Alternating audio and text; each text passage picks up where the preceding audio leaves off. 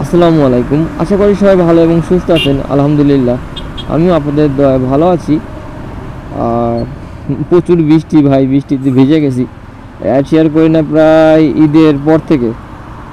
আজকে বেরোয়ছিলাম, বেরোয়া মানে হালকা পাতলা বৃষ্টিতে ভিজে গেছি। 300 টাকা ইনকাম করছি আর কি। তো বৃষ্টির মধ্যেও আর কি ভিডিও মেক করতেছি না, তবে ইনশাল্লাহ খুব শীঘ্রই ভালো ভালো ভিডিও মেক করব। আর টার্গেট আছে এই বাকি যে 4-5 মাস আছে, মানে এই বছরের 2024-এর, তো এই 4-5 মাসের মধ্যে 1 লাখ টাকা আসলে ক্যাশ করবো, রাইড শেয়ার করে 1 লক্ষ টাকা ক্যাশ করবো এই চিন্তা ভাবনা। আর একটা বাইক নিব আগামী বছর ইনশাল্লাহ, যে কোনো একটা ভালো বাইক নেওয়ার চিন্তা ভাবনা আছে। তো এই টার্গেট নিয়ে আসলে কাজ করব, আর ভিডিও ইনশাল্লাহ এগুলো আপনাদের মাঝে শেয়ার করব। আর কি বলবো জানো, আমি যে কয়েকদিন আগে আসলে ঈদের পর থেকে আসলে রাইড শেয়ার করি না, কারণ ঈদের পরে গেলাম আবার যে রংপুর, সিলেট, কয়েকটা জেলায় ঘোরা হলো। নেত্রকোনা, মানে ময়মনসিংহ, টাঙ্গাইল, প্রচুর জেলা, বগুড়া, জয়পুরহাট, কয়েকটা জেলা ঘুরছি। আর আমার সাথে রাজীব ভাই ছিল আর কি।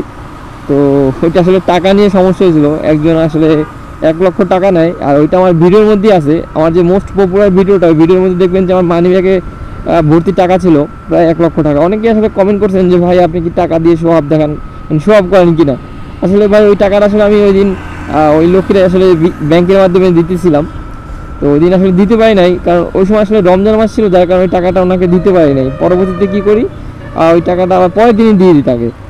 ওই টাকাটা 1 লক্ষ টাকা নিছে, কিন্তু টাকাটা ব্যাক করতেছে না। পরে আমার আন্টি বলে যে শাওন তুই যে টাকাটা দিছিস, টাকাটা তো দিতেছে না, আর ওনার কোনো ঠিকানাও নাই। আর যে টাকাটা ধার নিছে মূলত, সে আসলে আমার আন্টির সাথেই থাকতো বাহিরে। তো ওই টাকাটা আসলে আমি পাঠাইছি ওনার ফ্যামিলির কাছে। আর ওই যে বাইরে যিনি থাকতো, যে আন্টিটা থাকতো আর কি, ওই আন্টিটা আসলে না বলে, আমার আন্টির কাছে না বলে উনি দেশে চলে আসছে। আর দেশে চলে আসার পরে আমার আন্টির সাথে কোনো যোগাযোগ নাই তার, মানে আমার আন্টিরই ব্লক করে রাখছে, বলতেছে যে আপনি টাকা দিব না, আপনি পারলে খুঁজে নেন। তো ওনার কোনো অ্যাড্রেস ছিল না। তো আমি আর রাজীব ভাই, তো রাজীব ভাইয়ের বিষয়টা বলি। রাজীব ভাই এরকম এরকম ঘটনা, এখন এটা তো ব্যাংকের মাধ্যমে পাঠিয়েছিলাম, চলেন ওই ওনার বাড়িতে যাই, মানে বাড়িটা খুঁজে বাই করি। তো প্রথমে ব্যাংকে লেখা দেখছিলাম যে ওইটা আসলে জামালগঞ্জ শাখা ছিল, জনতা ব্যাংক জামালগঞ্জ শাখা ছিল।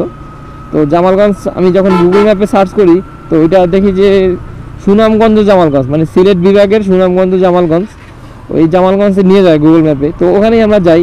ওই কিছু একটু আগে, মানে অত যাওয়ার আগে না, এর আগে একটা জনতা ব্যাংক পাই। তো ওই ব্যাংকে আমরা যাই, যাওয়ার পরে ওনাদের কাছে জিজ্ঞেস করি ভাইয়া এরকম এরকম, মানে সব ওনাদেরকে খুলে বলি। তো ওনার খুলে দেওয়ার পরে অ্যাকাউন্ট নাম্বারটা চেক করে। তো অ্যাকাউন্ট নাম্বার চেক করার পরে বলে ভাই আপনি তো ভুল লোকেশন আসছেন, এটা তো জয়পুরহাট জামালগঞ্জ, মানে এটা রংপুর বিভাগের জয়পুরহাট জেলা। আর জামালগঞ্জ হলো একটা ইউনিয়ন, আর উপজেলা হলো আক্কেলপুর উপজেলা ওইটা। তো এটা তাহলে আমরা জানতাম না, ফুল অ্যাড্রেসটা আমাদেরকে দেয় নাই, কারণ এটা আসলে ব্যাংকের নিষেধ আছে, কারণ কোনো গ্রাহকের তথ্য আসলে দেয় না অপরিচিত কাউকে।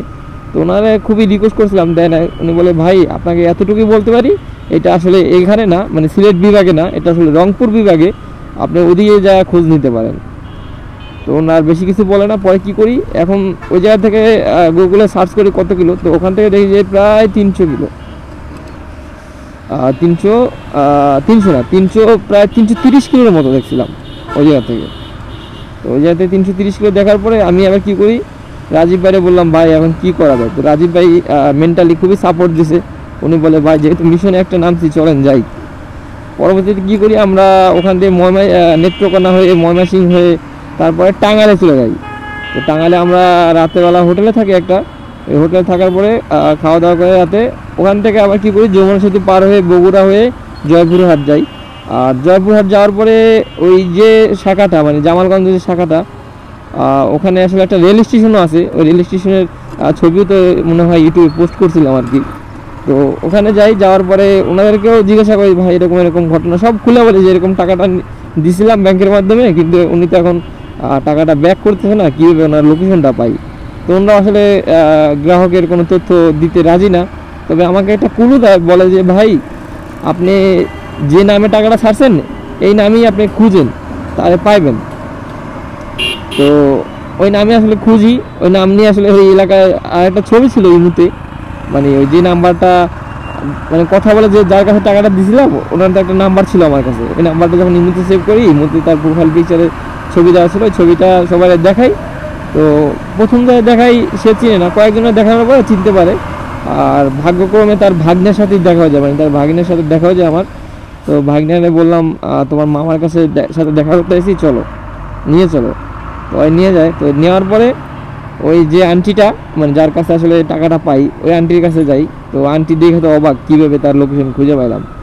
কিন্তু তার লোকেশন খুঁজে পাইতে প্রায় ভাই 800 কিলোমিটার মতো চালানো লাগছে, মানে ঢাকা সহ। মানে প্রথমে গেলাম সিলেট, সুনামগঞ্জ, জামালগঞ্জ, তো ওখান থেকে আবার গেলাম টাঙ্গাইল হয়ে আবার জয়পুরহাট, ওখান থেকে আবার ঢাকা, মানে টোটাল 800 কিলো হয়েছে। মানে প্রায় 2 দিনে 800 কিলোমিটার এই বাইকটা চালাইছি ভাই, প্রচুর পেন খেয়েছি প্রচুর। আর পরবর্তীতে আইসা বাসায় এসে দেখি যে মানে সমস্ত শরীর ব্যথা হয়ে গেছে। রাজীবেও চালাইছে, রাজীবেও ব্যাকআপ দিছে, তবে আমি একটু বেশি চালাইছি আর কি, কারণ আমি দিই নাই বেশি। কারণ আমার আসলে কারোর পিছনে বসলে ভয় লাগে। আমি নিজে চালালে 190 চালালে সমস্যা নাই, 120 চালালে সমস্যা নাই। আর আমি যদিও টপ স্পিড তেমন একটা তুলি না, মানে বড় গাড়ি হলে, মানে ভালো গাড়ি হলে আর কি আমি সর্বোচ্চ কত 135 পর্যন্ত টপ স্পিড তুলছিলাম যে কোনো একটা গাড়িতে। আর টপ স্পিড ভাই আমি কাউকে মানে এটা রেফার করি না, কারণ টপ স্পিড না তোলাই ভালো। সর্বোচ্চ 80, 90, 100, মানে 80-র ভিতরে, 80 থেকে 100-র মধ্যে হাই রোডে ঠিক আছে। আর সরকার তো আরও লিমিট করে দিয়েছে। যাই হোক, এই ছিল ভিডিও। আর চেষ্টা করবো আসলে ভালো ভালো ভিডিও মেক করার। আর অনেকে অনেক প্রশ্ন করছেন, আপনারা ভিডিওতে কমেন্ট করে আপনাদের প্রশ্ন মানে যদি কোনো প্রশ্ন থাকে ওটা কমেন্টে লিখতে পারেন, ইনশাল্লাহ ওটা রিপ্লাই দেওয়ার চেষ্টা করব। আর ভিডিও ইনশাল্লাহ ভালো ভালো ভিডিও হবে। তো চেষ্টা করব যদি একটু মানে আবহাওয়াটা পরিবর্তন হোক, আবহাওয়াটা পরিবর্তন হলে ভিডিও করা শুরু করবো ইনশাল্লাহ। তো সবাই ভালো থাকবেন, সুস্থ থাকবেন, আল্লাহ হাফেজ।